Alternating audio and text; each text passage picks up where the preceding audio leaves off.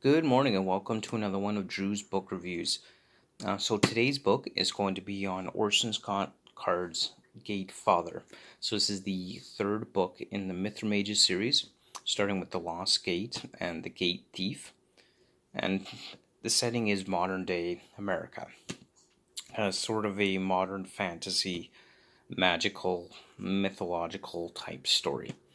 So our main character, by the name of Danny North, he discovers throughout the series, he discovers that he is a gate mage, so he has the ability to create these magical portals where he could move and go anywhere in the world that he wants, or even move himself to different planets throughout the universe.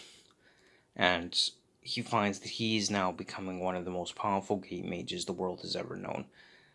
And this leads to conflict between the great mage families of the world.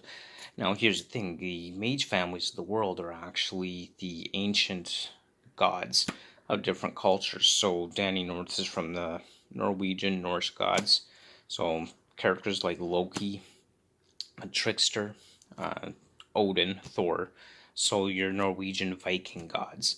And Orson Scott Card kind of ties all this into the Egyptian gods as well, so it's got a good mix of Egyptian theology, of Norse mythology, with the dash of Christian theology built right into this book series.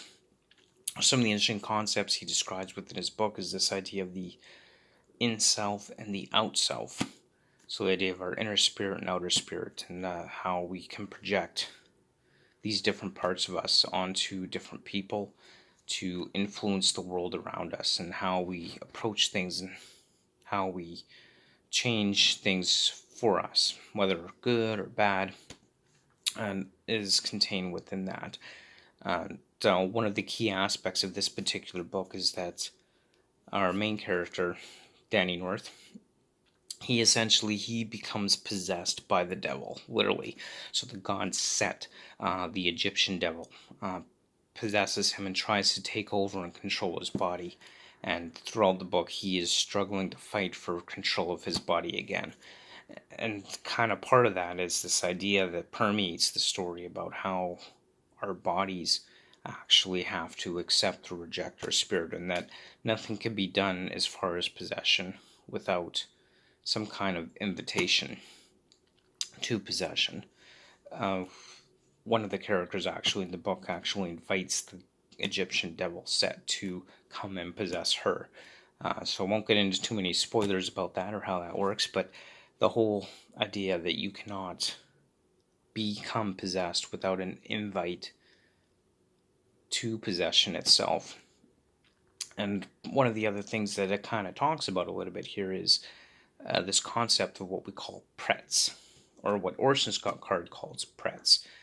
This kind of ties into the Christian theology about how the devil and his angels were cast out of heaven and let loose on earth to influence the behavior of others. So kind of what he talks about is these prets, they're constantly around us, whispering it to us and influencing us to do bad things and to think bad thoughts, and to generally just influence the world for bad. But he also emphasizes within this story this philosophical idea that even though these things are there, even though these things are influencing us for bad or trying to make us make poor decisions, that ultimately they can only influence us based on our own thoughts that we're already thinking. They just continue to influence those thoughts and push those ideas and really try to go after those things which we're already thinking. They can't themselves cause us to do bad things. We still have to have that choice. We still have to have that thought process initially. That's really interesting concept within the story that Orson Scott Card spells out here.